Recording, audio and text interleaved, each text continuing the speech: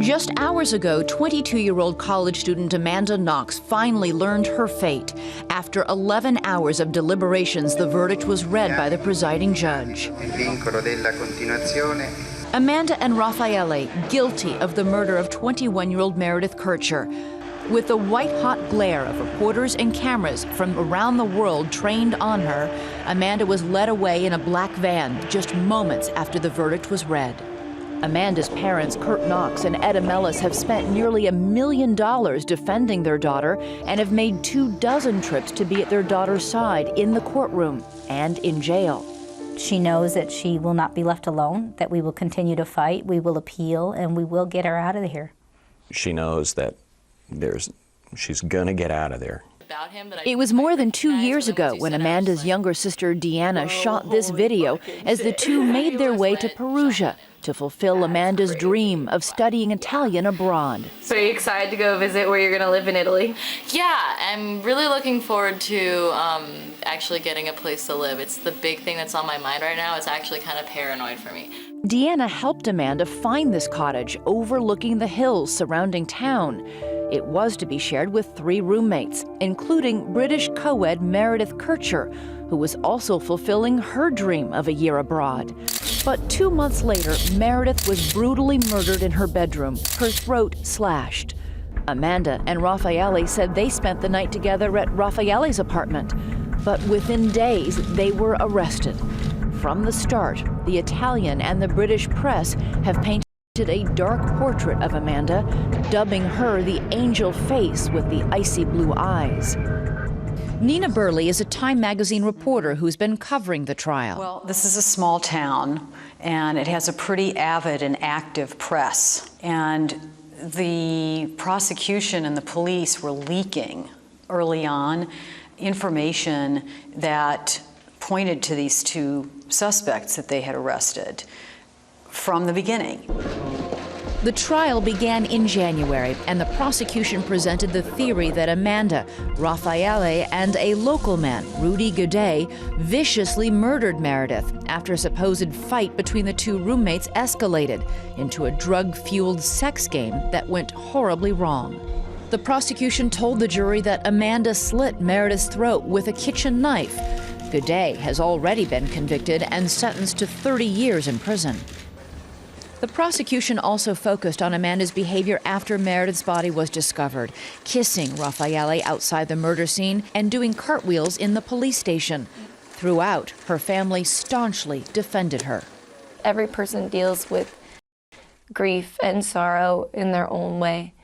And the fact that Amanda did a cartwheel in the police station does not surprise me at all. She was trying to cheer herself up in her own way. After being questioned by police, Amanda signed a statement that she had a vision, that she might have been there the night of the murder and heard screams.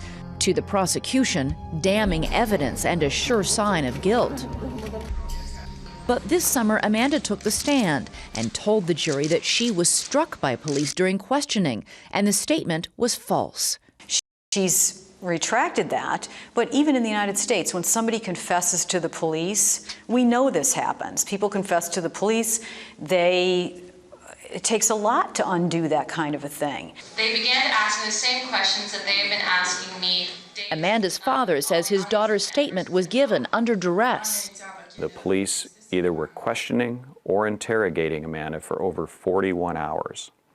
And it culminated with a 14-hour extremely aggressive interrogation, and where there was psychological abuse, physical abuse. She was hit, and the neurologist pointed out, and it has been proven, that when people are under stress, they have false memories. Police did not find one speck of physical evidence to tie Amanda to the bedroom where the murder took place. But they did find this knife with Meredith and Amanda's DNA on it in Raffaele's kitchen. The prosecution maintained that it was the weapon that killed Meredith Kircher. In his closing arguments, the prosecutor called the 22-year-old a she-devil and an unleashed fury. Yesterday, Amanda stood before the jury one last time, pleading with them in Italian to set her free. I am afraid, she said, of being defined as something I am not, of having a mask of murderer forced on my skin. My family, my friends, are those who save my life every day. It is your turn now, and so I thank you.